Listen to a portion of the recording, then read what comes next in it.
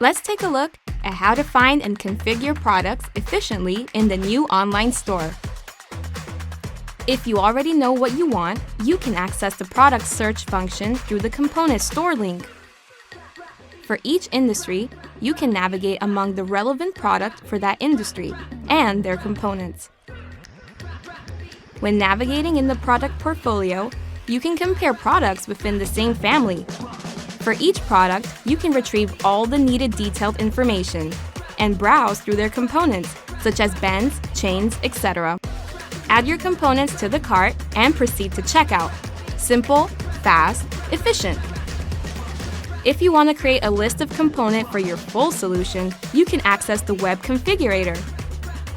In the next tutorial, we'll explore how to configure products